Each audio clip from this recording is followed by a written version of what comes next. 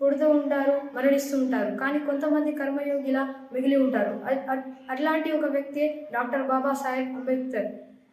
1891 సంవత్సరంలో ఒక మారుమూల గ్రామంలో జన్మించిన ఆయన బాల్యంలో తన తరగతి గదిలో రానివ్వకుండా బయట కూర్చోబెట్టారు. ఏ వస్తువుని ముట్టనివ్వలేదు, కనీసం తాగడానికి నీళ్లు కూడా ఇవ్వలేదు.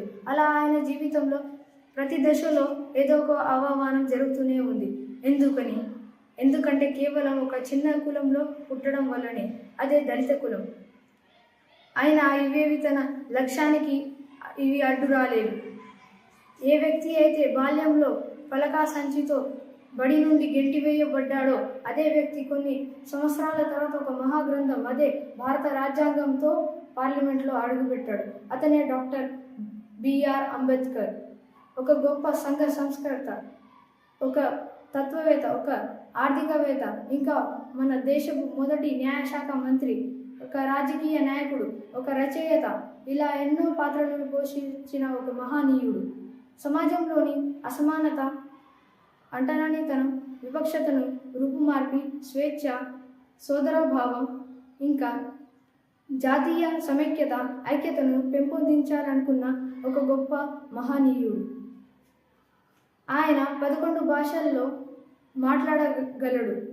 ఆయన భారత రాజ్యాంగ పరిషత్ ముసాయిదా కమిటీ చైర్మన్గా భారత రాజ్యాంగం నిర్మాణంలో ఒక కీలక పాత్రను పోషించి భారత రాజ్యాంగ నిర్మాతగా ఖ్యాతిని దక్కించుకున్నాడు. రాజ్యాంగంలో ఆర్టికల్ 17 అంటరానితనాన్ని నిర్మూలించడం, ఆర్టికల్ 326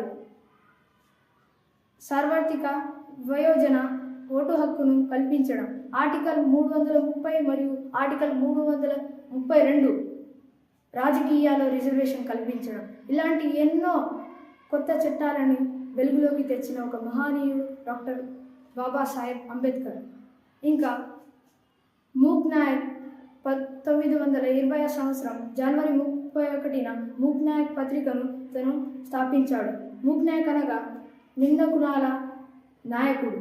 ఇంకా బహిష్కృత్ హితకారిణి సభను పెంపొందించి తను సభను మొదలు చేసి చిన్న కులాల అభివృద్ధి కోసం కృషి చేశాడు. ఇంకా మహిళల హక్కుల కోసం పోరాడాడు. పార్లమెంట్లో హిందూ కోడ్ బిల్ను ప్రవేశపెట్టాడు. అది ఆమోదింపు పొందడం లేదని తన మంత్రి పదవిని త్యాగం చేసిన చాలా పెద్ద త్యాగ నిరాయితీ ఆయన చెప్పిన ఒక గొప్ప మాట, నేను ఆడవాళ్ళ సాధించిన పురోగతిని బట్టి నేను ఈ సమాజం యొక్క పురోగతిని కొలుస్తాను అని ఒక గొప్ప మాట మనకు వినిపించాడు. ఇంకా ఆయనలోని ఆత్మవిశ్వాసం, చైతన్యం నేటి బాలబాలికలకు ఎంతో అవసరం.